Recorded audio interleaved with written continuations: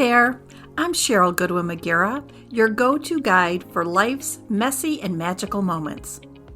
As a farm girl turned single mom, I often wondered what life would look like after my kids were grown. Turns out, it was all about rediscovering and loving myself first. On this podcast, we'll dive into topics that touch the soul, like love, loss, triumphs, and setbacks. So grab your favorite drink and buckle up. Welcome to the Imperfectly Charming Podcast.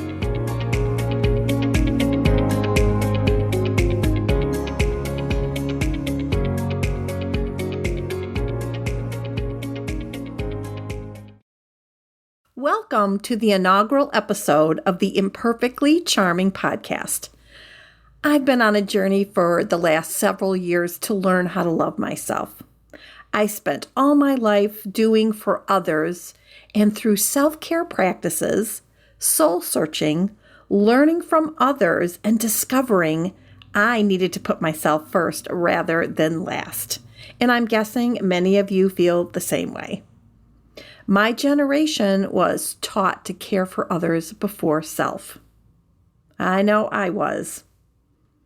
Although I'm still a work in progress, I'm doing the work and making a difference in my life, and I'm here to support your journey if and when you're ready.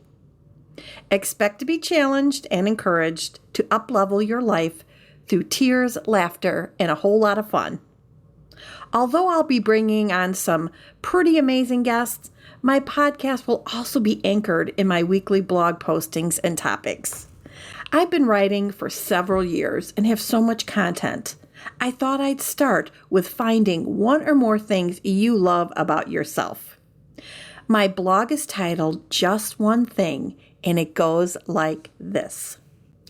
Loving ourselves through the process of owning our story is the bravest thing we will ever do.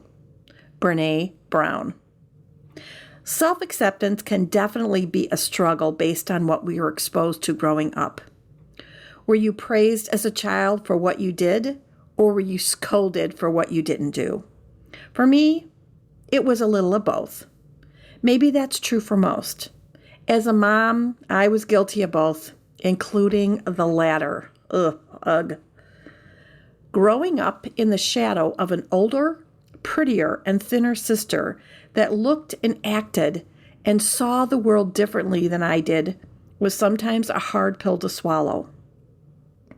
I was often compared to her accomplishments or choices instead of being able to stand on my own thoughts, beliefs, and actions. We were just different individuals. No one was right, wrong, good or bad, but at the time it didn't feel that way. I was the younger sister trying to measure up. Self-acceptance is hard for many. Is it about not feeling worthy or loved, or is it our own perception that is completely false based on what our inner critic is telling us? Whatever you believe to be true, what is one thing you love about yourself? Commit it to memory and believe it with all your heart. Then begin by uncovering another attribute or quality you adore or admire and build your own personal arsenal of love. Use your belief and evidence to combat your inner critic and naysayers. So you want to cultivate self-acceptance. You want to celebrate your special and unique qualities, practice self-forgiveness because everyone is human. Surround yourself with people that believe in and lift you up. Ignore your inner critic, that nasty little voice in your head that beats you down. Reciprocate the love and support to those in your sacred circle.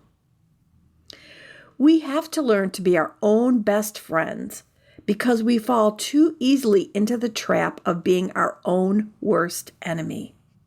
Roderick Thorpe. Be your own best friend. If I had to name just one thing I love about myself, it would be how my eyes sparkle when I smile. I'd love to hear yours. This blog post was inspired as a reminder to love myself and for you to love yourself. For me, It's been that nasty inner critic that was and sometimes still runs my life. But I'm working hard every day to ignore the self-judgment and listen to my inner wisdom. The true, authentic, imperfectly perfect me. You want to cultivate self-acceptance by celebrating your unique qualities. And if you can't see them, think about what you're known for or what people come to you for. What do you love to do, or how do you show up for others that feels good? Maybe you're an awesome caregiver or a friendly neighbor or a great friend. Celebrate you. And practice self-forgiveness because everyone's human. And remember, we're all doing the best we can in the moment. Surround yourself with people that believe in and lift you up. Seek them out if you currently don't have any, and if possible, keep those naysayers at bay. Ignore your inner critic. It's that nasty voice in your head that beats you down. When you hear that voice, ask yourself, is this really true? Because I bet it's not.